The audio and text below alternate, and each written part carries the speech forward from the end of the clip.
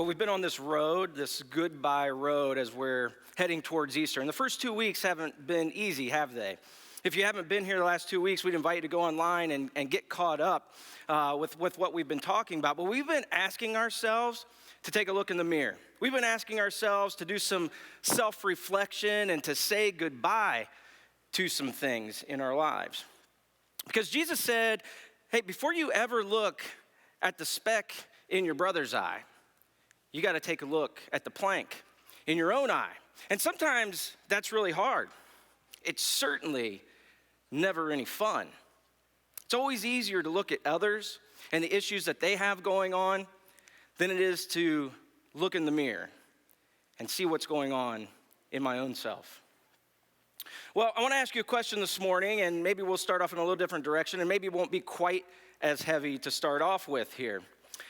Maybe a question a little easier to answer, but here it is. What would you do if you had an extra $5,000?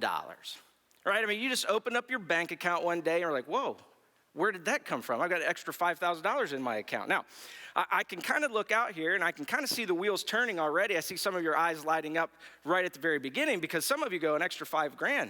Well, I had some home things I want to get done, some new carpet, or maybe I want to get new granite countertops, right? Some of you, it's like that vacation that I've really been wanting to take. For others of you, it's like I've had my eye on this thing. If I could just save up a little bit of money, I'd splurge, get myself something that I've always wanted. I mean, an extra $5,000, that would be really nice for sure. Well, let me up the ante just a little bit. When you looked at your bank account, you made a mistake and you missed a few zeros. And there's actually an extra $500,000 in your bank account. That changes things just a little bit, doesn't it? That changes things. I mean, the possibilities seem endless of what we could do with an extra $500,000, right? I mean, for some of us, like retirement is calling my name. I'm a few years away, but I could retire early and just kind of ride off into the sunset. That would be awesome. For others of us, man, I've had my eye on this car. Man, if I could get that car or that house out in the country on the lake, that would be so awesome. Well, let me throw one more thing at you. After dreaming for a little bit, you start to come back to reality and you're like, well, where did that money come from? And after a little bit of research, you find that the extra money was not a gift, but it was a mistake. And what do you do then? Well, maybe it's easy to kind of hypothesize when it's just a scenario that we kind of throw out and we talk about, but it's actually happened in real life. In 2010, to a man by the name of Jeremy Affeldt. And if you're a baseball fan, you might know that name because Jeremy Affeldt was a pitcher in the major leagues from 2002 until 2015. And in 2010, he had a pretty good couple years, and he was pitching for the San Francisco Giants, and they decided to give him a contract extension worth $10 million. Only when the Giants wrote up the contract, they made a clerical error, and they gave him an extra $500,000 that was not part of the original deal. Now, that may not seem like a big deal in the scheme of $10 million, but it's about 5% more than what was agreed upon. And so the contract was already signed, it was sealed, it was delivered, it was done. And so the players' union, they combed through the contract. Jeremy Affeldt's agent looked through the contract. Even the San Francisco Giants assistant general manager, of course, looks through the contract. And all of them agree the mistake was on the Giants. It's his money if he wants to keep it. Legally, he could keep it. But after thinking about it, the pitcher told the Giants, hey, I want you to tear that contract up. I want you to tear that contract up, and I want you to write a new contract and write it the way that it was supposed to be, the way that we had agreed upon. And he told his agent this, I won't sleep well at night knowing that I took that money. Every 2 weeks when I get my paycheck and I open up that envelope and I look at that money and that check, and I'll know that there's money there that does not belong to me. I mean, talk about integrity. How many of us would do that? Well, as we continue down this goodbye road, and we walk towards who Jesus is calling us to be, we find that it's essential for us to live a life with integrity and with morals. And to explore that, I want to take a look at a story from the Old Testament, and this story, I think, has huge implications for our lives. And I think that it's an interesting story because so many times in the Old Testament, we hear things about the supernatural happening, and in this story, we're not going to hear anything supernatural that happens. God doesn't speak to anybody in an audible voice. There's no angels that show up to announce the presence of someone. There's no flashes of lightning. It's just leadership from a man who led with moral authority. It's a story, I think, that if we could wrap our minds around and we could live our lives in such a way, man, what a difference we could make in our world as followers of Christ. Now, let me say this before we start. You may be tempted as you hear this story to put it into present day politics, put it into that kind of a mind frame. Don't do that. That's not what this story is. It's just principles that you and I can live our lives by that will make us better at relationships with others and even with ourselves. So let me set up the story and then we'll get to it. Around 586 BC, Nebuchadnezzar was the king of Babylon. And he came to Israel, and the Babylonians destroyed Israel. They destroyed the temple, and along the way, they tore down the city walls. They took prisoners captive, and they put an end to Israel's reign as kind of the global superpower at the time. And so if you grew up in church, you might remember a story of like Shadrach, Meshach, and Abednego and the fiery furnace. That all took place around this period in history. Fast forward about 50 years, and things have changed in the world as they often do. And the Babylonians were no longer in power, but now the Persians were claiming that title. And under the Persians, they were under the leadership of King Cyrus. And King Cyrus does something very interesting. He takes a look around, and he sees that there's all these foreigners that the Babylonians had enslaved and captured and brought back when they would destroy a nation. And so Cyrus decided to do something and issues a decree and says, you can go home. And he starts releasing people a little bit at a time. And about 50,000 Jews at the time leave to go back to Israel.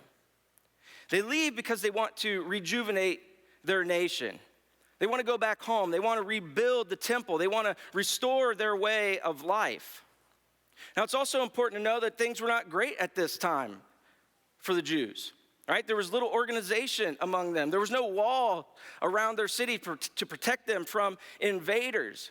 The people were poor. They'd been enslaved for the last 50 to 100 years. The nation of Israel had incredible debt to the nations that were surrounding them. And so things were just not good in this time. So as time goes by, a new king sits on the throne. His name's King Artaxerxes. And he's now in charge of the Persian Empire. And he continues this tradition of sending those who had been enslaved back to their home nations if they want to go. And so during this time, Artaxerxes, he had an official that worked with him. He was known as a cupbearer or a confidant. And this man was Jewish, although he had never been to Israel. He was born in captivity in Persia.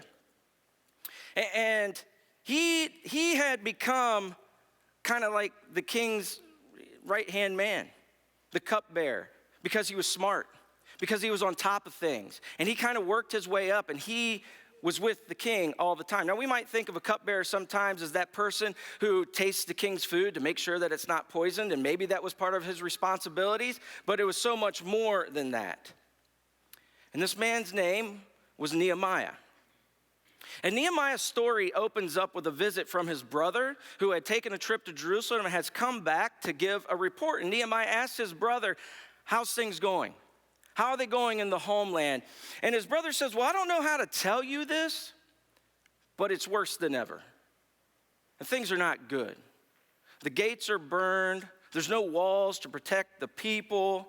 Things are disorganized. The economy is terrible. It's just chaotic right now. And when Nehemiah hears this news, it's heartbreaking. And he begins to weep. And he begins to pray. And he says, God, I want to do something for my people. I want to help them. And so he continues to pray, and he asks God to give him favor in the eyes of the king. And so one day Nehemiah saw that the king was in a good mood, which is a good strategy, right? I mean, if we want something from our spouse, we wait until they're in a good mood, right? Teenagers, if you want something from mom and dad, you wait until just the right moment, because we know that how we approach these things make all the difference. And so Nehemiah does the same thing. He waits till he sees that the king is in a good mood, and he goes to King Artaxerxes, and he says, here's the news I've received. Here's what I've heard, and my heart's broken for my people. Would you give me an extended leave of absence so that I can go back to my homeland and see if I can bring some order to the chaos that is there? And the king says yes. But he doesn't just say yes. He goes above and beyond. He says, not only am I going to let you go and go back and see if you can bring order to your homeland, I'm going to make you the governor of that province as well, which means he's in charge. He's the man. And he gives Nehemiah everything that he needs, all the resources, all the finances that he needs to make sure that his journey can be successful. And so Nehemiah gathers up everything he needs, and he heads back to see if he can get his people back on their feet.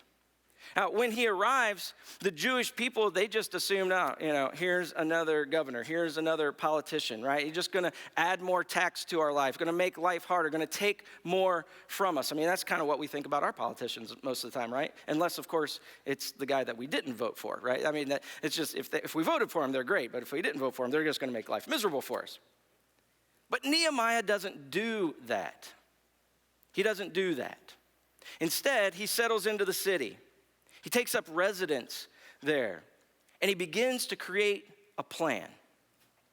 And every night, he would go out into the city, and he would survey what's going on, and he would look at the broken down walls, and he begins to create a plan and put a vision together. And so he gathers all the people together after he gets this plan, and he casts an incredible vision about what their future could be as a nation. And he casts a vision and says, we're going to rebuild the walls. We're going to reestablish credibility with the surrounding nations. We're going to do these things to help make our nation what it once was. And the people got excited. And they said, yes, let's do that. Let's do that.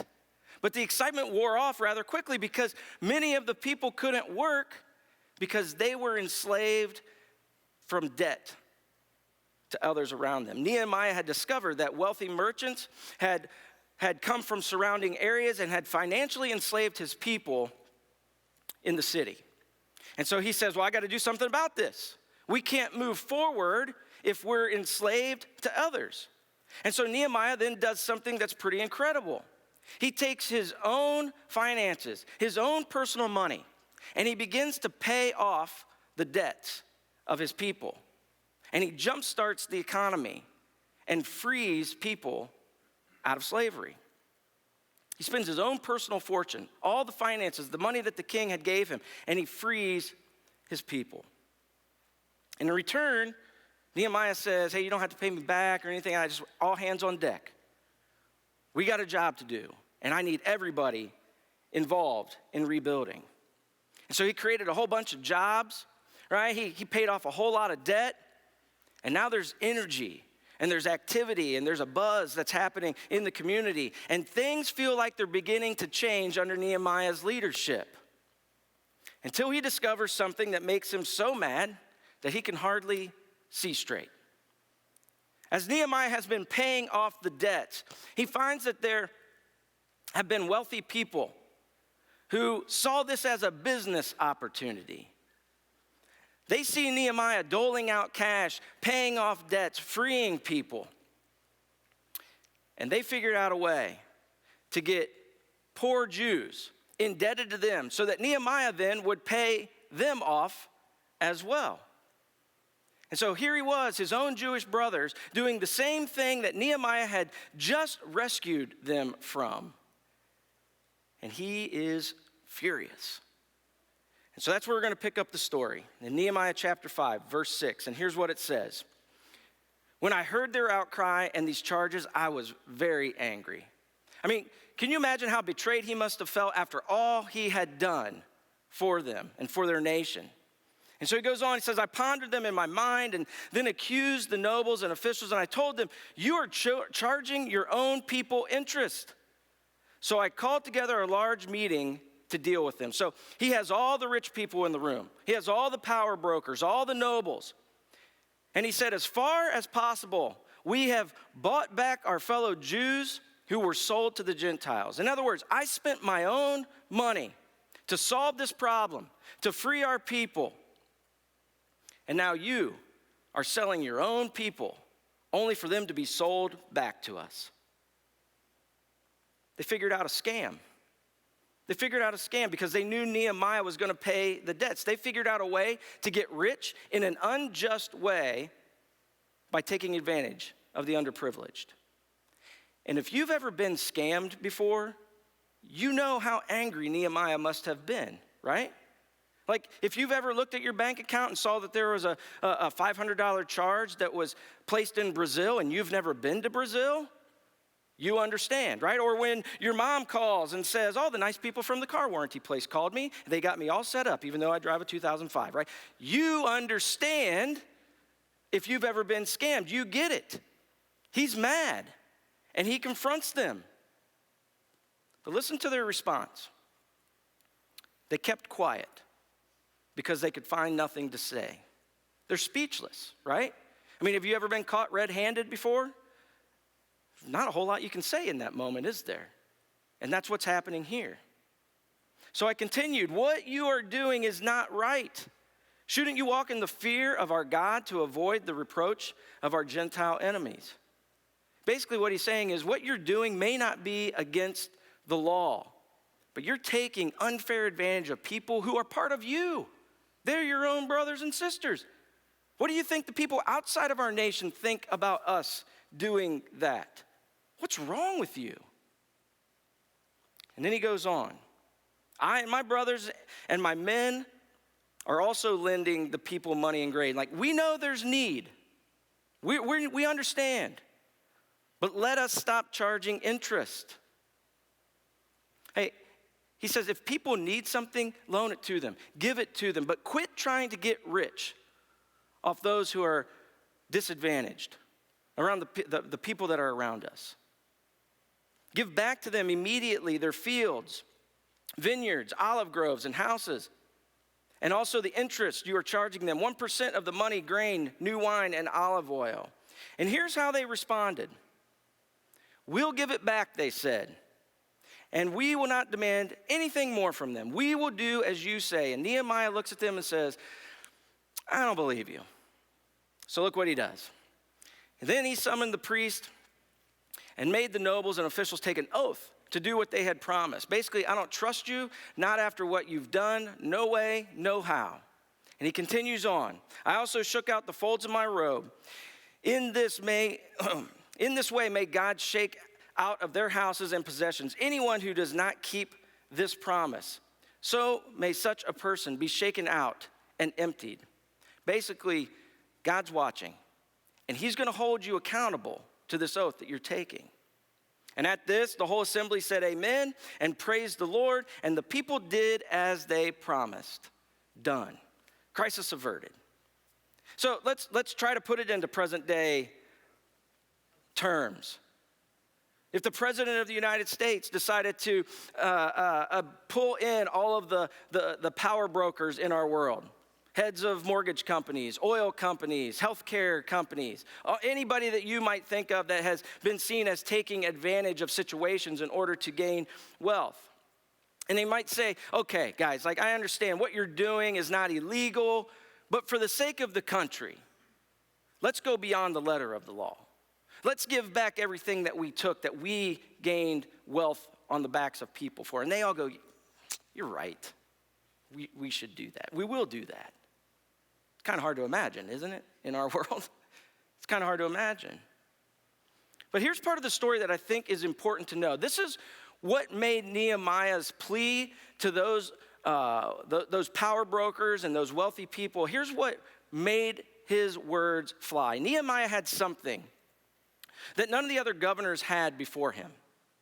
He had moral authority because there was an alignment between what he was asking them to do and what he had done personally in his own life. Check out what Nehemiah says next. He says, moreover, from the 20th year of King Artaxerxes, when I was appointed to be their governor in the land of Judah, until his 32nd year, 12 years, neither I nor my brothers ate the food allotted to the governor. So this is important to understand, that as the governor of Judea, Nehemiah was entitled to a percentage of all the grain, all the crops, all the land, all the wealth, everything. He was entitled to that as the governor. And yet Nehemiah said when he showed up, I decided not to take anything. And Nehemiah continues on. He says, but the earlier governors, those preceding me, they placed a heavy burden on the people and took 40 shekels of silver from them. And in addition to the food and wine, their assistants also lorded it over people. So the governors before them, they leveraged their position. They leveraged their authority for their own benefit and gain.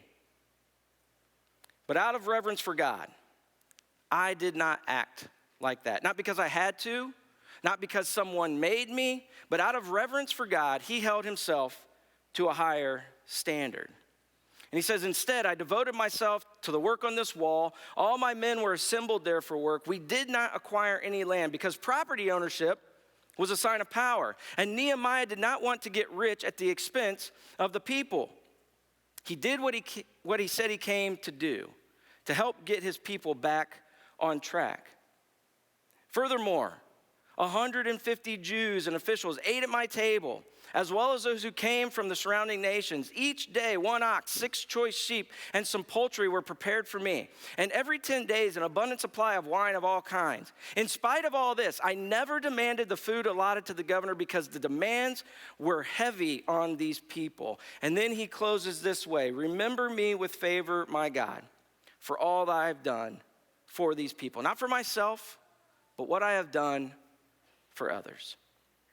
So when Nehemiah gathered the wealthy into one place and the powerful, they were face to face with a guy who not only obeyed the law, but he went above and beyond what he had to do.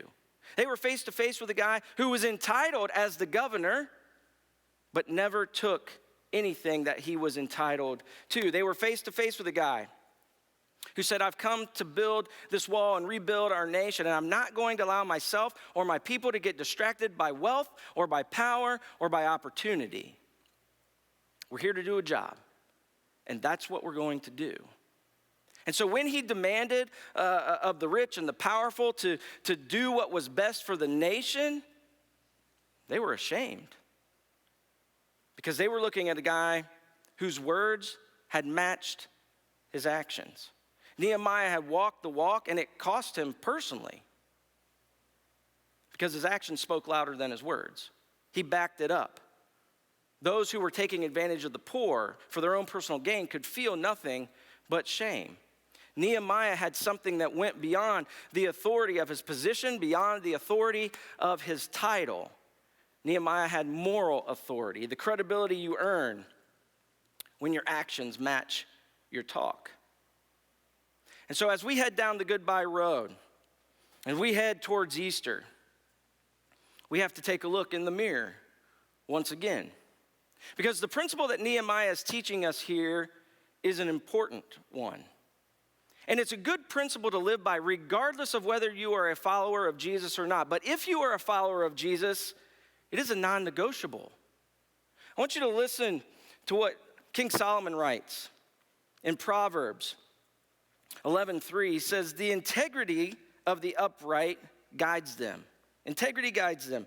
But the unfaithful are destroyed by their duplicity. Destroyed by their duplicity, their deceitfulness, their lack of integrity and morals for their own gain. See, I think sometimes we compartmentalize our lives really well, right? This is my work life, this is my social life, this is my church life, this is, whatever life, and so on as it goes. And it's easy to start becoming one person here and a different person in other places in our lives. And we begin to justify our actions even though we know that they're wrong. The story I shared with you earlier about Jeremy Affeldt, the major league pitcher, what I didn't tell you about Jeremy Affeldt is that he is a follower of Jesus. He is a professing Christian, and he could not allow himself as a person of faith to take $500,000 extra that did not belong to him. And if he didn't have it before, he gained instant credibility with the Giants organization, with the community, with his clubhouse teammates, instant credibility as a person of great integrity and moral character. Even though he would have been well within his rights to keep the extra $500,000, that probably would have cost somebody else their job, he chose to do the right thing over what he had the right to do. And there's a difference. Now maybe some of us go, okay, $500,000, that's a big deal. Like, I would give that back too. I get it. But what about the things on a daily basis that we justify that maybe we deem aren't that big of a deal? I had a friend share a story with me one time that he and another friend, another young man, decided to go out to lunch one day and decided that they would go to this restaurant where this young man had had a job previously, a summer job, and apparently it wasn't a great working environment. And so they ordered their meal, and this young man said, I'll just have a cup for water. And as they're walking to the soda fountain waiting for their meal to come, the young man looks around and looks at my friend and says, you know, this place stole a piece of my soul, as he begins to fill up with a Coca-Cola. And my friend looked at him and said, what are you doing? You pour that out, or you go back and pay for that drink. And we laugh about that sometimes, because it seems so insignificant, right? It's just a Coke. I mean, you know what people make on Coke, right? It's pennies on the dollar. It seems insignificant, doesn't it? But it's so easy for us to justify our actions and lose our moral authority and integrity with things that really don't seem like they matter all that much. I mean, is it worth having our integrity called into question over a fountain drink? When we profess to be a follower of Jesus, people will be watching us. They'll be watching us. They want to know, does your walk match your talk, or are you just all talk? They want to know, like, is it real? Not just with the big things, but with the little things as well. And so as we close today, maybe we need to ask ourselves some tough questions again as we're on this goodbye road. Where is it in our lives that maybe we are cutting corners? Are there places in our lives where we're justifying actions that we know deep down are right? They may not be legal, they may not be something of that nature, but we've talked ourselves into believing it's okay. Where is the duplicity, the deceitfulness that might be destroying your life? And maybe it's obvious and maybe it's not. Maybe it's become so common that you don't even recognize it anymore. Some of us have so many different lives we live that we lose track sometimes, but here's the truth. When your work life and your home life and your social life and your church life and whatever life you want to fill in the blank, when we just have one life, that's when we've begun down the goodbye road. So as we get ready to leave this place today, let's be honest with ourselves. Let's ask some tough questions. Am I living a life of duplicity? Would my friends, my family members, my coworkers, my teammates, people that are closest to me, would they say that I'm a person of integrity in everything that I do? Because there's really no in between, is there? So today, maybe you want to confess to our Heavenly Father that maybe there's some areas in your life where you've allowed darkness to creep in, and maybe you want to light a candle as a symbolic act to say, God, I want you to shine light in that area of my life. And it might be as simple as a friend who will hold you accountable and say, what are you doing? Pour that out or go pay for it. Maybe you want us to join you in prayer this week if something's going on in your life, or maybe join you in prayer that you will begin to allow God to mold and shape your life into the person that He is calling you to be, that you will have integrity in everything that you do, in every aspect of your life. Or maybe you'd like to share in communion, thanking Jesus for His death and His resurrection, that you don't have to be slaves to that sinful nature any longer. because we don't want to deceive ourselves anymore. And when our work life, our home life, and our social life, and our church life, when we break down all those walls and we just have one life that is in Jesus, that's when we begin down the goodbye road. Would you pray with me? Jesus, would you help us to open our eyes to the things that we have allowed to creep into our lives and the things that maybe we've allowed to become justified even though we know that they're not. Would you give us the courage, Lord, to live our lives with integrity and moral authority? We love you. Thanks for loving us. Amen. As the band plays this morning, you are free to respond. Thank you for joining us today. If it was your first time, be sure to text GP Guest to 97000, and don't forget to like and subscribe so that you're the first to know about everything going on here at Gathering Point. Have a great week.